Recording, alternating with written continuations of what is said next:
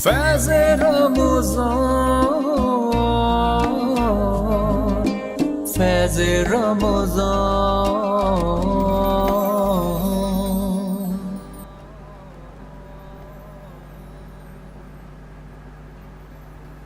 नाजरीन, आप सब देख रहे हैं फैज़ रमज़ान। वक्फे के बाद हम एक बार फिर हाजिर हो गए हैं और आज की जब हम बात करते हैं, आज है 27 रमज़ानुल मुबारक, जश्न आज़ादी पाकिस्तान।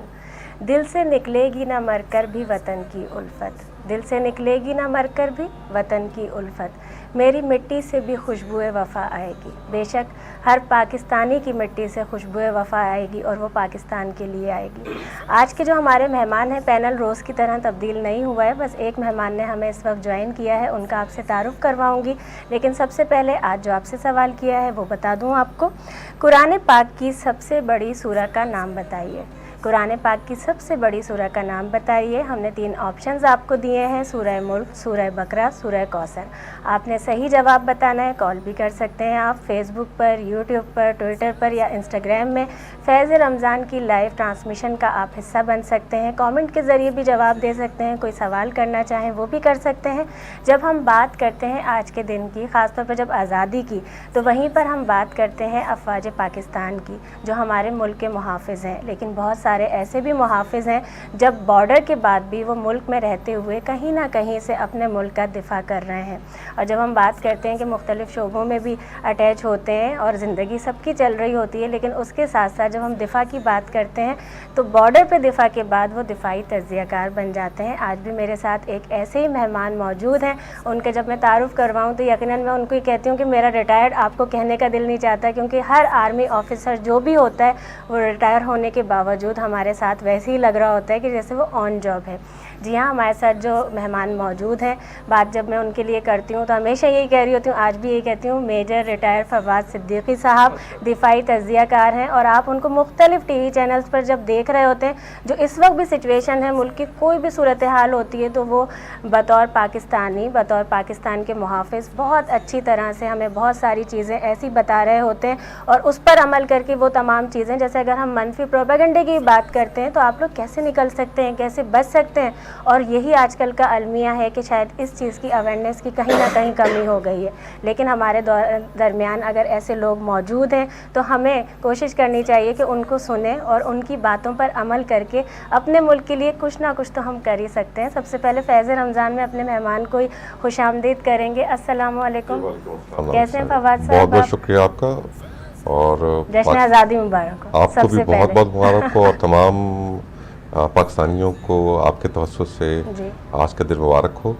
और पाकिस्तान की बेटी की ज़ुबान से मेरे लिए अल्फाज बहुत शुक्रिया, बहुत शुक्रिया। सबसे बड़ा मेरे लिए कॉम्प्लीमेंट्री हो गई ना आपकी तरफ से, बहुत बड़ी बात है, मेरे लिए एजाज़ की बात है।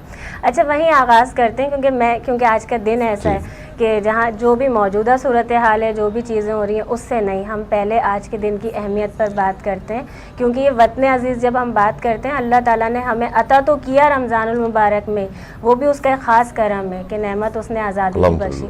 लेकिन वहीं पर हम आज़ादी जब खुशियों में भी मनाते हैं तो अपने शोहदा को भी याद रखना चाहिए, चाहे वो हमारे मुजाहिद हों, हमारे आबा अजदाद हों, हमारे मुल्क के लिए जिसने कुर्बानियाँ दी, क्योंकि इसमें लहू शामिल है पाकिस्तान की धरती में। क्या फरमाएंगे? जी, आपकी बात देखिए बिल्कुल वजह है, इसमें तो कोई दो राय नहीं है कि जहाँ भी आज़ादी का ज़िक्र आता है वहाँ बहुत सारे अवामिल में के साथ शोहदा के खून जो है वो भी शामिल होता है। इसी तरह जो हमारे मुल्क का क़याम हुआ और मार्ज़ वजूद में आए, इसमें बहुत ज़्यादा शोहदा की कुर्बानियाँ शामिल हैं। और आज के दिन हम उनको याद भी करते हैं और उनके दर्जात की बुलंदी के लिए दुआएं भी हम करते हैं। देखिए, शोहदा तो मैं जिस तरह हमेशा कहता हूँ, शहीद के मायने ही गवाही देने वाले के हैं और वो गवाही ही इस चीज़ की दे रहा है कि मैं जिस मकसद के लिए अपनी जान कुर्बान कर रहा हूँ वो मकसद ही रज़ाए इलाही के लिए है। बेशक। और जिस तरह आपने फरमाया कि ये मुल्क जो मार्ज़ वजूद में आया, वो जिस बाबरकत महीने में और बाबरकत शब में इसका मार्ज वजूद हुआ, तो उसके लिए तो मैं क्या कहूँगा सिवाय इसके कि इसके बारे में तो हमारे नबी ने बात फरमाई थी कि मुझे इस खित्ते से जो है वो ठंडी हवाएं आती हैं, और उसकी पेशनगोई जो है वो हमारे मुख्तलिफ उलमाए कराम, हमारे मुख्तलिफ जो है तारीख़ में इस मुल्क के माज़र वजूद में आने की पेशनगोइयाँ मौजूद हैं। और देखिए कि ये वाहिद मुल्क है रियासत मदीने के बाद जो कि एक आइडियोलॉजी पे माज़र वजूद में आया, और जिसका नारा, जिसका एम ही ला इलाहा इल्लल्लाह मुहम्मद रसूलुल्लाह जो है वो था। और यहाँ के जो हालात 1857 की जंग आज़ादी के बाद हो गए थे मुसलमानों के लिए, वो उसका जो मंतकी अंजाम है वो पाकिस्तान के बनने में हुआ। और आप देखिए कि जो आजकल के हालात हैं मुसलमानों के, ख़ास तौर पे हिंदुस्तान में, तो मैं हमेशा बात करता हूँ कि आज वहाँ जो लोग किसी ज़माने में या जो उनकी औलादें हैं जो दो कौमी नज़रिए के बारे में बात करते थे या उनकी मुखालफत करते थे, आज वो भी कहने पे मजबूर हो गए हैं कि जी हम शायद गलत थे, और अगर हम भी दो कौमी नज़रिए में कायद-ए-आज़म और उनके रफ़ाकार के साथ शामिल हो जाते तो आज जो ज़िल्लत वहाँ के मुसलमान, वहाँ की माइनॉरिटीज़ बर्दाश्त कर रहे हैं, तो शायद वो ना बर्दाश्त करते हैं। बिल्कुल बिल्कुल, इसी पर मज़ीद भी हम बात करेंगे, जहाँ क्योंकि आज के दिन की हम बात कर रहे हैं, जुम्मतुल विदा भी है, और मैं बासित से, क्योंकि ख़ास तौर पे आपके भी दिल की, हम सब के दिल की आरज़ू होती है कि जुम्मतुल विदा हो और वो सुने नहीं, हम उस तरह से अलविदा ना करें, ऐसा हो नहीं सकता। बिस्मिल्लाह कीजिए बासित। कल्बे आशिक है अब पारा पारा, अलविदा अलविदा माहे रमज़ान, अलविदा अलविदा माहे रमज़ान। तेरे आने से दिल खुश हुआ था, तेरे आने से दिल खुश हुआ था, और ज़ौक़े इबादत बड़ा था। अब दिल पे है गम का गलबा, अलविदा अलविदा माहे रमज़ान।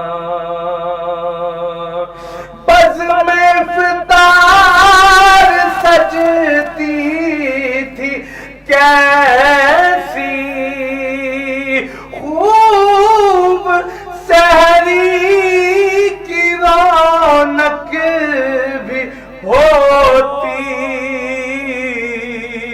हो गया अब समा सूना सूना, अलविदा अलविदा माहे रमज़ान। जब गुज़र जाएंगे 11,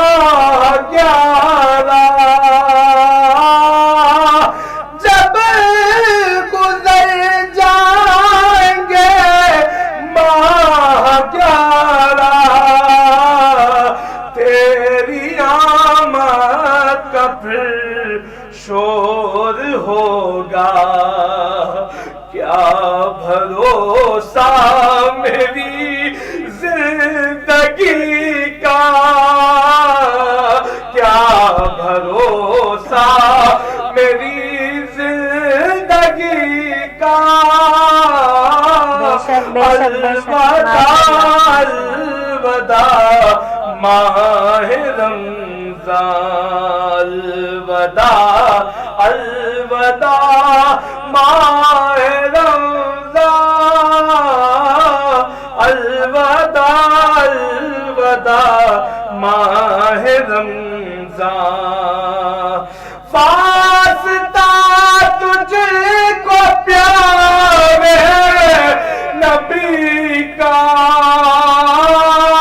वास्ता तुझको प्यारे नबी का रोज महशर हमें बेशक बेशक रोज महशर हमें बख्शवाना आमीन आमीन इलाही आमीन रोज महशर हमें बख्शवाना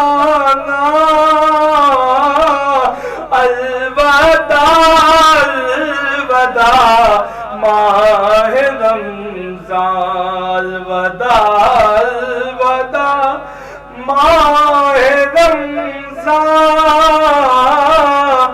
अलवदा अलवदा माह रमजान। सुभान अल्लाह सुभान अल्लाह सुभान अल्लाह। वहीं जब हम बात कर रहे हैं, मैं पहले अपने, क्योंकि मेरी टीम भी है बहुत सारी जगह, यानी हमारे जो नाज़रीन बहुत सारे मेहमानों को भी देखना चाहते हैं, वो भी शामिल होते हैं। मैं सबसे पहले पूछना चाहूँगी, हमारे साथ एक और मेहमान मौजूद हैं अभी? ठीक है, उसमें वक्त है तो मैं मेजर साहब आपकी जानिब आना चाहूँगी, क्योंकि आज़ादी की बात हो रही है और वहीं पर जहाँ दिल दुखी हो जाता है जब हम अपने ही मुल्क में देख रहे होते हैं कि चाहे पाकिस्तान आर्मी हो या किसी भी लिहाज से किसी भी जगह, यानी सियासी बुनियाद बनाकर ही, लेकिन दुश्मन तो वार कर रहा है ना। ये जिस चीज़ पे आज हम खुशी मना रहे हैं, जिस दिन के ऊपर, चाहे 27 रमज़ान पर मनाएं या 14 अगस्त पर, लेकिन वो दिन हमारी आज़ादी का ही है। लेकिन दुश्मन को तो उस वक्त भी खुशी नहीं थी, दुश्मन को अभी भी खुशी नहीं है। वो इस मुल्क की सलामती के पीछे लगा हुआ है और जो मुहाफ़िज़ इस मुल्क की सलामती चाहते हैं उन्हीं को फिर कमज़ोर बनाने की लोगों के ज़रिए कोशिश की जाती है। क्या कहेंगे हमारी आवाम को, नेशन को, नहीं हम एक कौम क्यों नहीं हो पा रहे? जी देखिए, आपकी बिल्कुल बात बजा है नाज़िया साहबा के जो आजकल के हालात हैं, जिस तरह मैं हमेशा कहता हूँ कि जी अब ज़माना कन्वेंशनल वॉर से, कन्वेंशनल जो जंग है उससे हम बहुत आगे आ गए।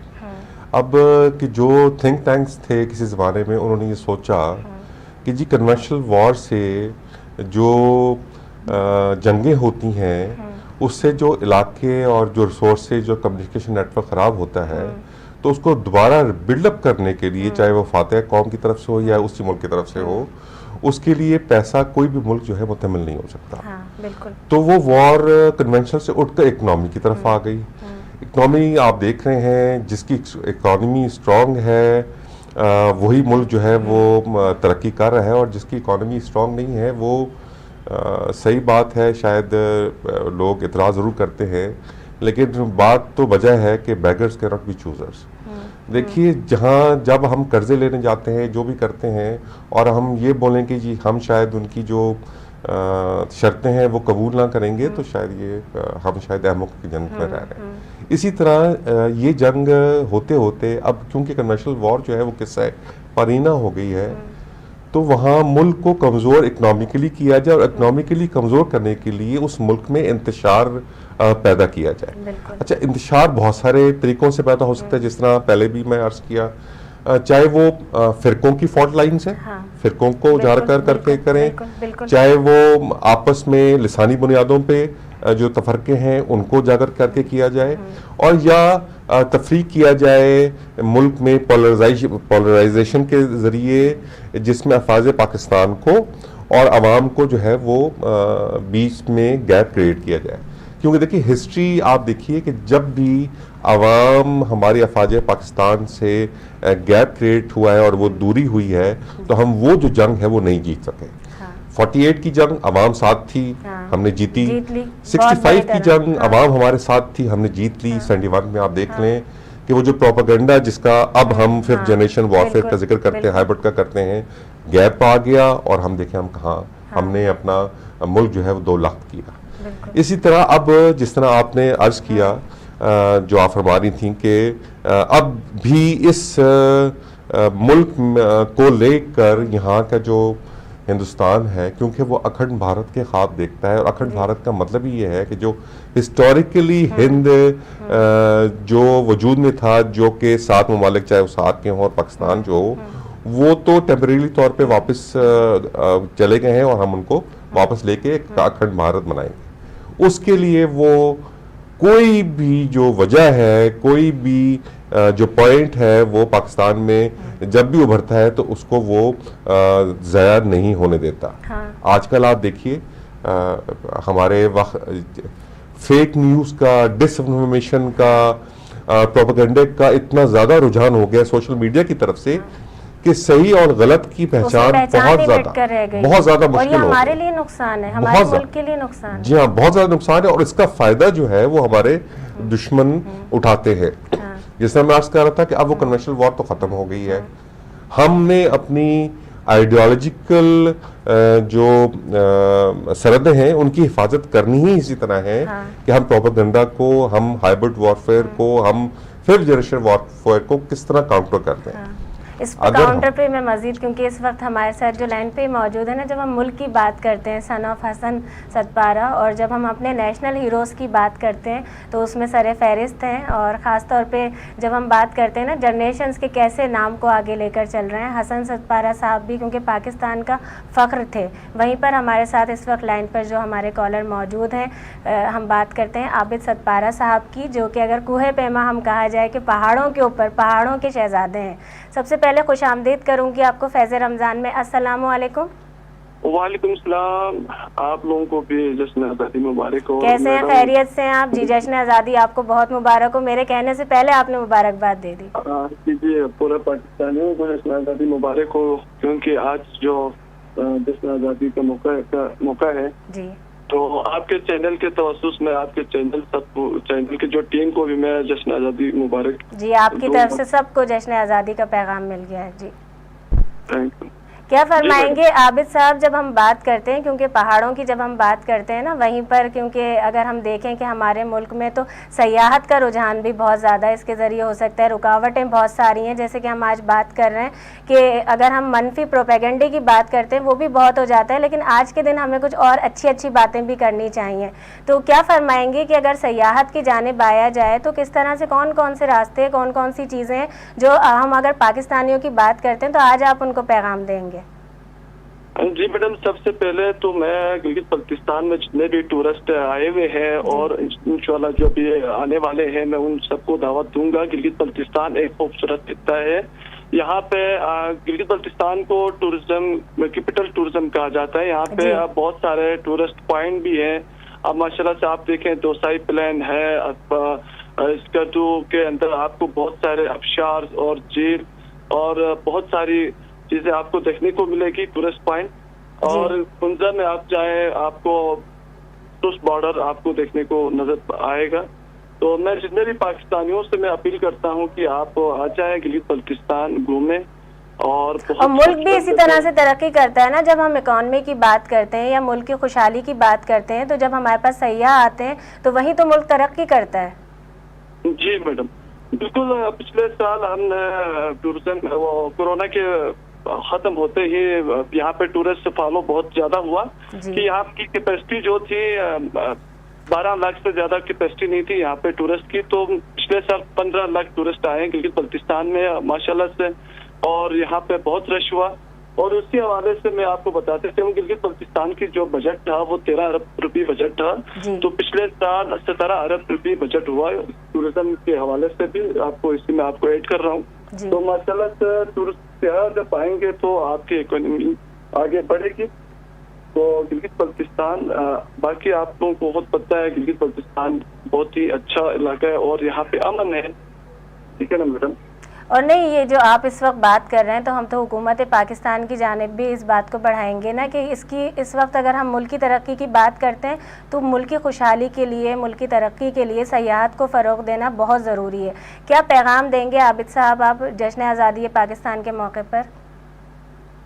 मैं मैडम पूरे पाकिस्तानियों को जश्न आज़ादी मुबारक। और इस पाकिस्तान के अंदर अल्लाह ताला ने इतनी खूबसूरत वादियाँ, और आपको पता है 8005 पीक पाकिस्तान के अंदर मौजूद है पाकिस्तानियों के लिए जी। फख्र की बात है, क्योंकि पूरा दुनिया में 14 पीक पाया जाता है 8000 से अबव, लेकिन पाकिस्तान में 5 पीक है। K2 आपके दूसरे नंबर पे है। बिल्कुल बिल्कुल, अल्लाह ताला ने नवाजा है पाकिस्तान को जी।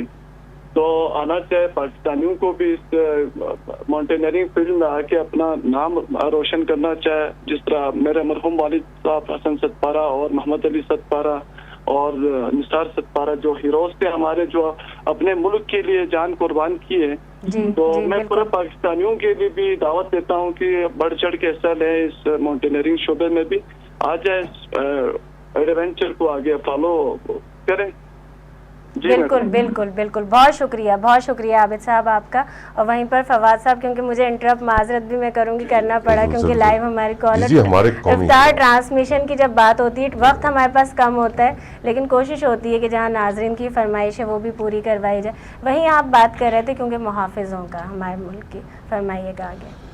जी देखिए, तो जिस तरह आजकल के हालात हैं, पोलराइजेशन है, ये मुल्क इस्लाम के नाम पे बना और जिस बाबरकत रात में और जिस बाबरकत महीने में बना, वो जो दुआ है, चाहे वो वलियों की हो, चाहे मुसलमानों की हो, चाहे आए हो उस ज़माने में, यहाँ जो इस वक्त पोलराइजेशन का माहौल है पाकिस्तान में, वो हवा दे रहा है और वो मैं समझता हूँ शायद एडअप कर रहा है हमारे दुश्मनों के उस नैरेटिव को जो वो लोग सोशल मीडिया पे होकर, मेन मीडिया पे होकर, स्ट्रीम पे होकर पाकिस्तान को दुनिया में आइसोलेट करने के दर पे हैं।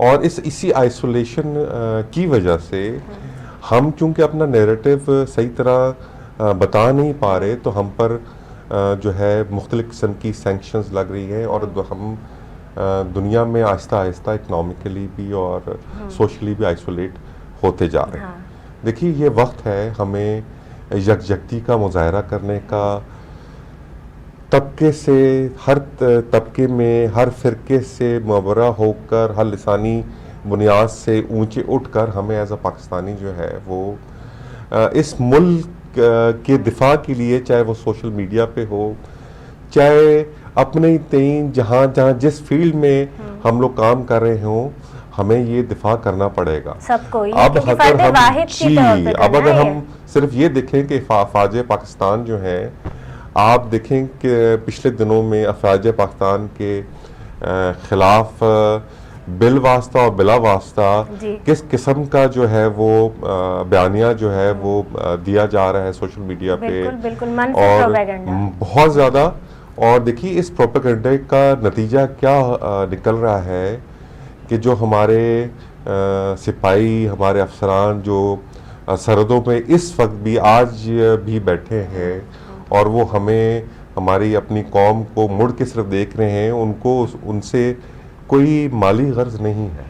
वो सिर्फ ये चाहते हैं कि जो हमारी कौम बैठी है, जिनकी वजह से हम खुले आसमान के नीचे -50 सेंटीग्रेड में उगलूज में हम बैठे हैं, तो वो सिर्फ हमें दुआओं में याद रखें, ना कि हमारी तरफ उंगलियां उठाएं और हमें और हमारी जो इदारे हैं उनको इस नहज तक ले जाएं कि जो बाहर हमारे दुश्मन बैठे हैं उनको हमारे खिलाफ बात करने का मौका मिले। तो देखिए, ये बहुत ज़रूरी है। आप मैं समझता हूँ आपका चैनल और इस तरह के और बहुत सारे चैनल इस जिहाद में अफवाज पाकिस्तान के शाना बशाना शामिल हैं, और आप लोग अपने तई, हम अपने तई जो हमारी बिसात के मुताबिक कोशिशें हो सकती हैं इस मुल्क को बचाने के लिए, इस मुल्क की आइडियोलॉजिकल बॉर्डर्स की हिफाजत करने के लिए जो हमसे बन पड़ता है, हम वो कोशिश कर रहे हैं। और मैं उम्मीद करता हूँ और दुआ करता हूँ कि हमारी जो आने वाली जनरेशन है, जो हमारा फ्यूचर है, वो इस बात का इदराक करें कि जो इनको आज़ादी इस वक्त मैसर है कि वो हर जगह बैठकर फ्रीडम ऑफ स्पीच के नाम पे बात कर सकते हैं, वो अपने आबाए अजाद से जो आज शायद मैं समझता हूँ कि अल्लाह करे कहीं ना कहीं वो हयात हैं और वो उनसे सुने कि किस तरह इस मुल्क का वजूद जो है वो इस दुनिया में हुआ और किस तरह लोगों ने अपने बच्चों की, अपने माल की, अपनी जानों की, अपनी इज्जत आबरूओं की कुर्बानियां दी। बिल्कुल बिल्कुल बिल्कुल, बेशक। तो अगर लोग समझें, बस इसमें क्योंकि आंखें नम हो जाती हैं, जिसको हकीकत पता होती है। लोगों को शायद इदराक नहीं है। नाज़िया साहब, मैं आपको बताऊं बिल्कुल, अभी कि तक एहसास नहीं हमारे है। चारों तरफ किस किस्म के भेड़िए, गिद्ध जो हैं वो बैठे हुए हैं और वो इस मैं समझता हूं कि इंतज़ार में हैं कि कब हमारी आंखें झपकें, हम कब आपस में इस नहज पे पहुंच जाएं कि एक दूसरे से शायद बात करने की रवादारी हम में ना हो। आज मैं अपने माशरे में वो चीज़ देख रहा हूँ कि हम मस्जिद में जाने से पहले ही बाहर पढ़ते हैं कि किस फिरके की मस्जिद है, मैं वहाँ जाके नमाज पढ़ सकता हूँ कि नहीं पढ़ सकता, मुझे नमाज पढ़ने दी जाएगी कि नहीं दी जाएगी। आज हम इस नहज पे पहुँच गए हैं कि हम अपने उन जवानों के खिलाफ बात कर रहे हैं कि जिन्होंने अपने घर, अपने रिश्तेदार, अपनी बीवी बच्चे सिर्फ इस वजह से छोड़कर वो हर चीज से दूर बैठे हैं कि शायद हम अपने घरों में ठंडी मशीनों के अंदर अफ्तारी जो है वो इज्जत के साथ और आराम के साथ करें, और वहाँ शायद उनको अफ्तारी भी मैसर नहीं होती। ऐसी जगह है कि जहाँ वो शायद बर्फ़ के गोलों से जो है वो अफ्तारी करते हैं, घास फूस जो उनको मिलती है उससे वो अफ्तारी करते हैं, सूखी रोटी 4 दिन पुरानी उससे वो सहरी करते हैं। लेकिन वो इसलिए नहीं करते कि उनको किसी चीज़ का लालच है कि जी उनको जो है वो कोई प्लॉट मिल रहे हैं या कोई तनख्वाहें उनकी जो है वो लाखों करोड़ों की हैं। उनका सिर्फ एक ही मकसद है, अपनी मुल्क की हिफाजत और अपने मुल्क के अंदर जो अवाम है उसको तमाम जो बाहर की मुश्किलात हैं और दुश्मन हैं उनसे बचाएं। बिल्कुल, बिल्कुल। और मैं उम्मीद करता हूं और मैं दुआ करता हूं कि आज के दिन से, आज की सादत से लोगों में ये इदराक, ये शऊर हो। और इसके साथ साथ मैं एक और गुजारिश भी बात भी हम करेंगे। वक्फे की जानिब हमें जाना है। मुख्तसरन मैं आपसे कहूँगी कि कुछ पेश कीजिए। बिस्मिल्लाह कीजिए बासित। करम मांगता हूँ, अता मांगता हूँ, इलाही मैं तुझसे दुआ मांगता हूँ, अता कर तू शाने करीम आमीन आमीन इलाही सदका, अता कर तू शाने रहीमी का सदका, न मांगूंगा तुझसे बेशक बेशक, सुभान अल्लाह सुभान अल्लाह सुभान अल्लाह। तेरा हूँ मैं तुझसे दुआ मांगता हूँ, जो मुफलिस है उनको तू दौलत अता कर, जो बीमार है उनको सेहत अता कर, मरीजों की खातिर शिफा मांगता हूँ, इलाही मैं तुझसे दुआ मांगता हूँ, इलाही हमेशा तू मसरूर रखना, बलाओं से हमको बहुत आमीन इलाही आमीन आमीन इलाही आमीन। परेशानियां हमको घेरे हुए, परेशानियों से पनाह मांगता हूँ, करम मांगता हूँ, अता मांगता हूँ।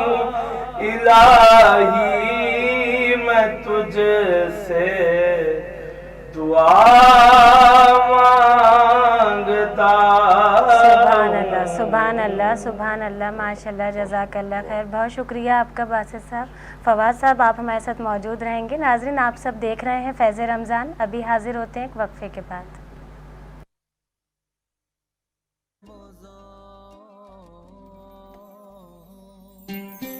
फैज़ रमज़ान,